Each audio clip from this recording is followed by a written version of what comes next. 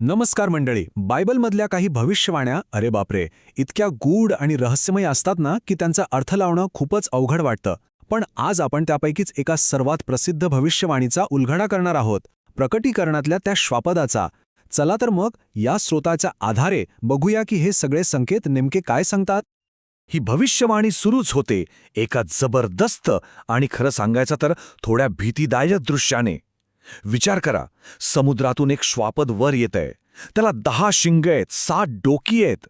हे एकच वाक्य या संपूर्ण रहस्याचा पाया आहे. आणि आज आपण नेमका याचाच अर्थ काय ते समजून घेणार आहोत. तर मग प्रश्न हा आहे की ही सगळी विचित्र चिन्ह, समुद्रातला श्वापद, ती वेश्या, हे नक्की काय आहे? ही फक्त काही काल्पनिक पात्र आहेत की यांचा काहीतरी खोल राजकीय आणि धार्मिक अर्थ दडलेला आहे?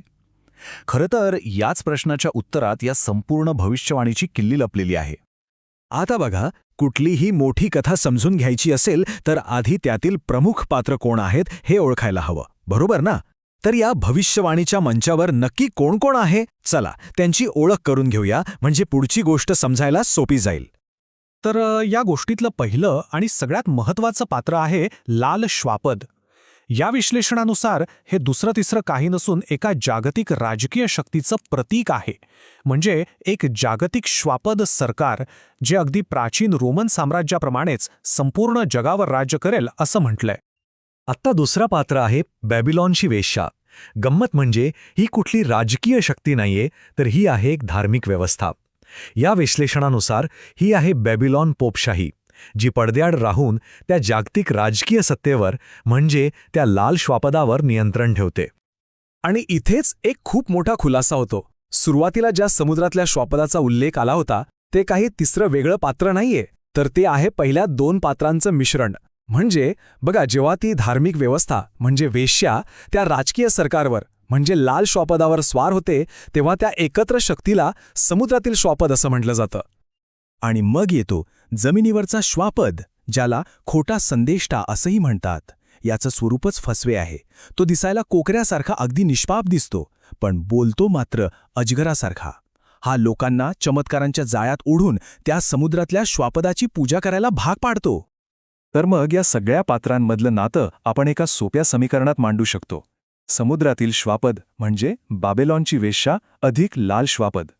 हे समीकरण लक्षात ठेवणं खूप खूप महत्त्वाचं आहे, कारण भविष्यवाणीत पुढे काय होणार आहे हे पूर्णपणे या समीकरणावरच अवलंबून आहे. बरं, आता आपल्याला या गोष्टीतली पात्रता कळाली.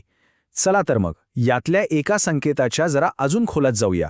त्या लाल श्वापदाला जी 7 डोकी आहेत त्यांचा अर्थ काय? या विश्लेषणानुसार ती फक्त शरीराचे भाग नाहीयेत, तर इतिहासातल्या मोठ्या मोठ्या साम्राज्यांचं प्रतीक आहेत. या विवेचनानुसार ही 7 डोके म्हणजे इतिहासातली 7 मोठी साम्राज्य आहेत ज्यांनी देवाच्या लोकांवर राज्य केलं. इजिप्त, अशूर, बॅबिलॉन ही सगळी. जेव्हा ही भविष्यवाणी लिहिली गेली तेव्हा 6वं साम्राज्य म्हणजे रोम सत्तेवर होतं, आणि 7वं डोकं म्हणजे भविष्यात येणारं तेच जागतिक श्वापद सरकार. पण मग एक 8वा राजा पण आहे. तो कोण? इथेच एक महत्त्वाचा ट्विस्ट आहे. हा 8वा राजा म्हणजे काही नवीन साम्राज्य नाही, तर तीच वेश्या आहे जी त्या 7व्या राजावर म्हणजे जागतिक सरकारवर एखाद्या परजीवीसारखा ताबा मिळवते. म्हणजे ती स्वतःच राजा बनते आणि त्या राजकीय शक्तीचा वापर स्वतःच्या फायद्यासाठी करते. ठीक आहे, तर आता आपल्याला पात्र माहिती आहेत, त्यांचा ऐतिहासिक संदर्भही कळला आहे. आता आपण बघूया की भविष्यवाणीच्या शेवटच्या टप्प्यात, ज्याला शेवटचा आठवडा असं म्हटलं जातं, या सगळ्या शक्ती एकमेकांशी कशा वागतात आणि पुढे काय काय घडतं. या शेवटच्या काळात एक आकडा सारखा समोर येतो. 42 महिने म्हणजे साधारण 3.5 वर्षांचा काळ. भविष्यवाणीच्या पहिल्या भागात समुद्रातल्या श्वापदाला म्हणजे त्या वेश्येच्या नियंत्रणाखाली असलेल्या सरकारला या 42 महिन्यांसाठी अमर्याद अधिकार मिळतो. ही कालरेषा बघा, सगळा घटनाक्रम एकदम स्पष्ट होतो. पहिल्या अर्ध्या भागात समुद्रातले श्वापद राज्य करतं, पण मध्यबिंदूवर 7 पिढ्या येतात आणि जगात प्रचंड विनाश होतो. आणि यानंतर एक अनपेक्षित गोष्ट घडते. ते राजकीय श्वापद आपल्याच नियंत्रकाच्या म्हणजे त्या वेश्येच्या विरोधात जातं आणि तिचा नाश करून टाकतं. हा मुद्दा समजून घेणं भविष्यवाणीसाठी अत्यंत महत्त्वाचं आहे. 7 पिढ्या येण्याआधी जेव्हा श्वापद म्हटलं जातं तेव्हा त्याचा अर्थ असतो ती एकत्र शक्ती म्हणजे वेश्या आणि सरकार. पण पिढ्यांनंतर वेश्येचा नाश झाल्यामुळे श्वापद या शब्दाचा अर्थ होतो फक्त आणि फक्त ती एकटी राजकीय शक्ती. हा अर्थामधला बदल लक्षात ठेवला ना की पुढच्या घटना समजायला एकदम सोप्या होतात. बरं, तर आता वेश्येचा नाश झालाय आणि उरले आहेत फक्त ते राजकीय श्वापद आणि तो खोटा संदेष्टा. चला या कथेच्या अगदी शेवटच्या टप्प्यात बघूया की या उरलेल्या शक्तींचं भविष्य काय आहे. तर हा आहे अंतिम घटनाक्रम. सगळ्यात आधी पीडांमुळे होणारा विनाश, त्यानंतर त्या श्वापद आणि वेश्येमधला अंतर्गत संघर्ष आणि शेवटी उरलेल्या दोन्ही दुष्ट शक्ती म्हणजेच ते राजकीय श्वापद आणि खोटा संदेष्टा देवाशी अंतिम लढाई करतात आणि त्यात त्यांचा पराभव होऊन त्यांचा अंतिम न्याय होतो. आणि या अंतिम लढाईनंतर काय, तर सर्व दुष्ट शक्तींचा शेवट होतो.